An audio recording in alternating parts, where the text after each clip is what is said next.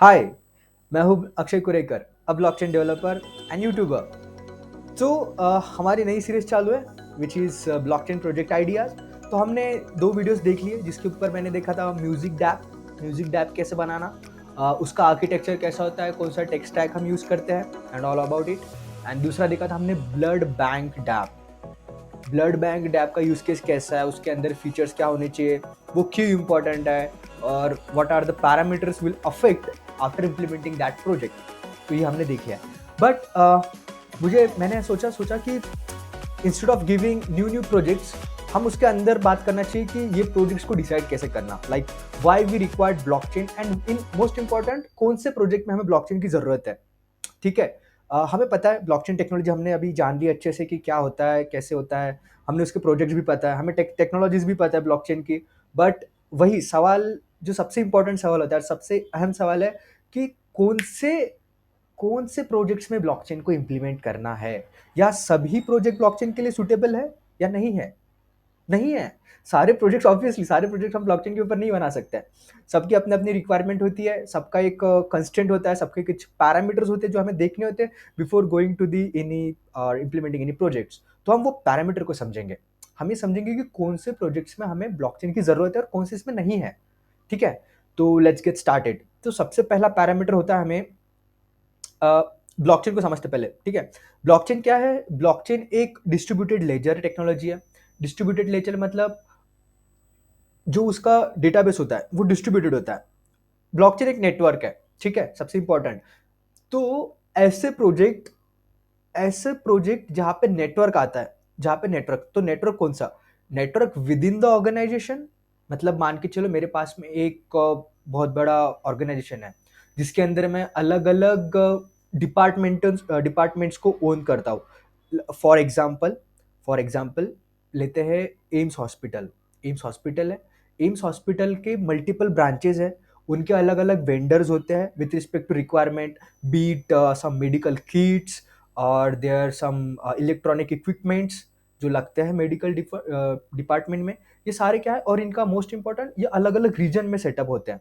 Correct. So now अभी उनको क्या है, मान के चलो उनको नेटवर्क में उनके नेटवर्क में विद इन द हॉस्पिटल्स और उनके डॉक्टर्स के नेटवर्क में एक ट्रांसपेरेंसी क्रिएट करनी है। ठीक है, एक ट्रांसपेरेंसी क्रिएट करनी है, तो जाके वो ब्लॉकचेन को इम्प्लीमेंट करेंगे। मान के चलो एक हॉस्पिटल मेरा और दूसरा एक हॉस्पिटल है, तो उन दोनों हॉस्पिटल को पता होना चाहिए कि कितने ट्रांजेक्शन हो रहे हैं। लेट्स से उनका जो ओनर है वो एक है।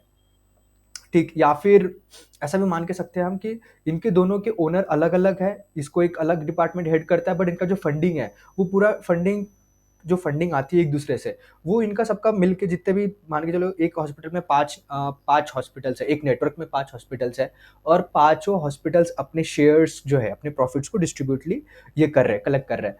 तो ये यहाँ पे क्या है ना, ट्रस्ट इशू वाला एक ये है कि एक हॉस्पिटल बोल सकता है within the same organisation कि आपने यहाँ पे स्कैम किया है, आपने सारे ट्रांजेक्शन सही से ऑडिट नहीं किए। दूसरा भी क्लेम कर सकता है, नहीं नहीं मैंने सब कुछ सही से किया, आपने नहीं किए।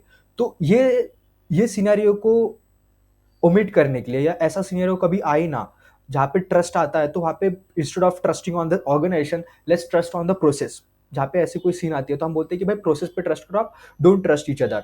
तो वहाँ पे हम ब्लॉकचेन प्रोजेक्ट इम्प्लीमेंट कर सकते हैं। हम यहाँ पे बोल सकते हैं एक प्राइवेट लेजर, एक प्राइवेट नेटवर्क सेटअप करेंगे। जितने भी ट्रांजेक्शन आपके होंगे वो सारे नेटवर्क पे दिखेंगे, और जो भी ट्रांजेक्शन आपके होंगे वो भी सारे नेटवर्क पे दिखेंगे।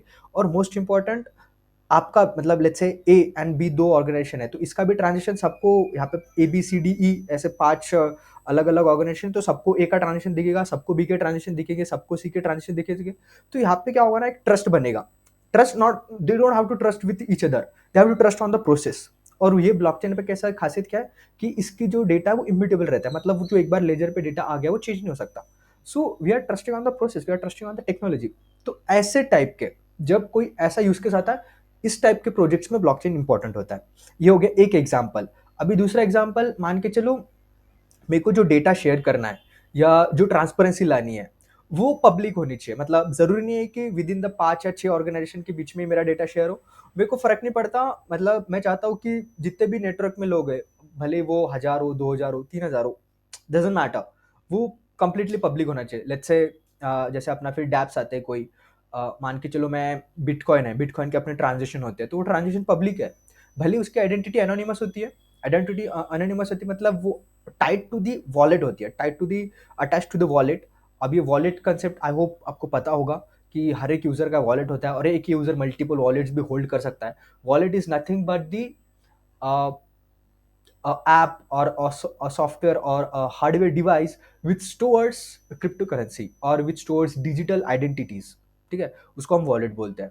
सो ये एक यूज केस हो गया अपना। तो यहाँ पे अलग अलग यूज केस आते हैं, but what are the basic and very important parameters we need to consider.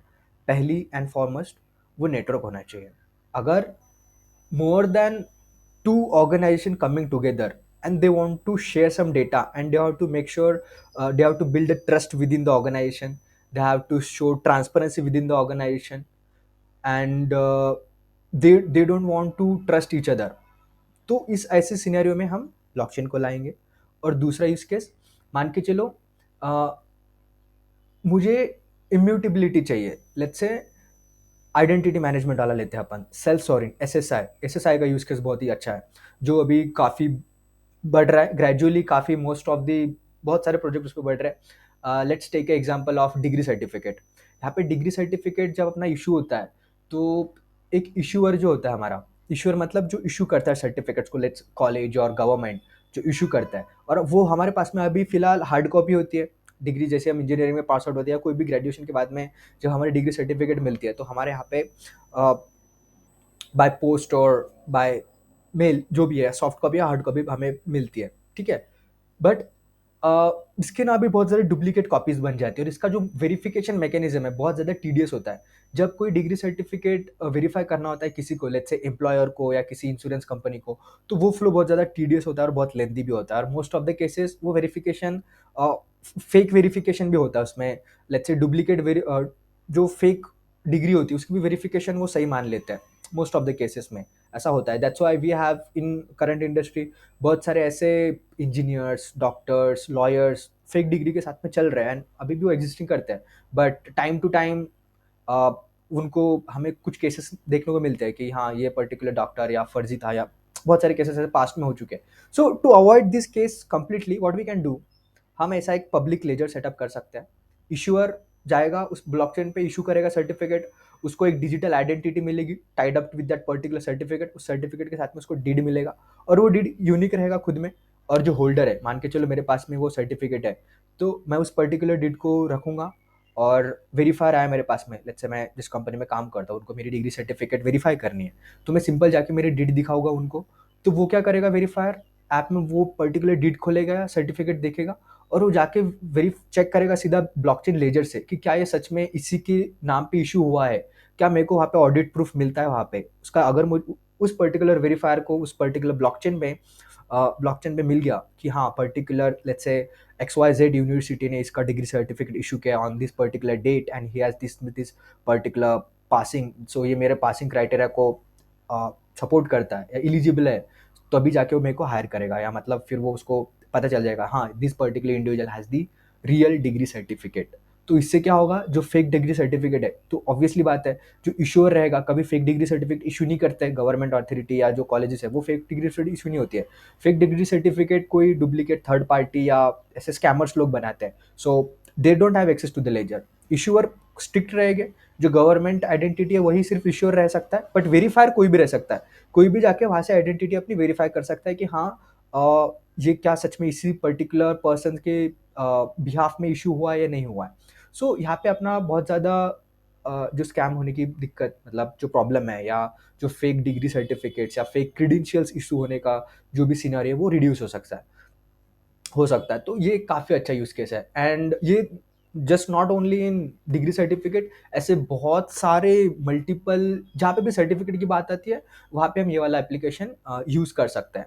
अब वो सर्टिफिकेट शेयर करना होगा within the some group of network. मान के चलो मेरे पास में फिर से अगेन एम्स वाला ले लो, एम्स के सबके अलग अलग अपने आइडेंटिटी होते हैं, they have to make sure कि ये सच में मेरा ही बंदा है या नहीं है। सो उनकी भी आइडेंटिटी इशू कर सकते हैं हम एक उनके प्राइवेट नेटवर्क में, and then they can verify their identity within the network. So एक यूज केस हो गया।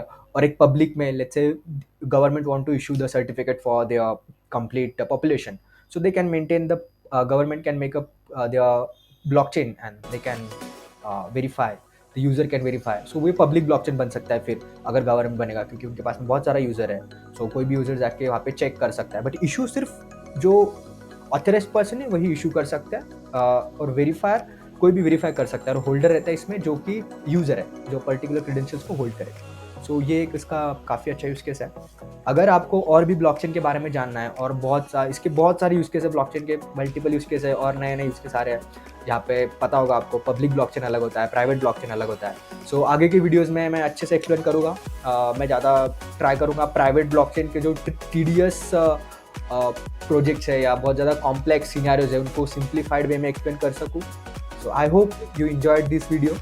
सो अगर आपको मेरा काम पसंद आया तो please subscribe my channel, share with your friends, share with the students, those who want to learn the blockchain, and जिसको भी ब्लॉकचेन कम्युनिटी में हेल्प करना है, please share my video. This will help me to reach out to the correct audience, and yeah, feel free to reach out to me anytime. Please comment on my video. Thank you. Bye bye. Jai Hind.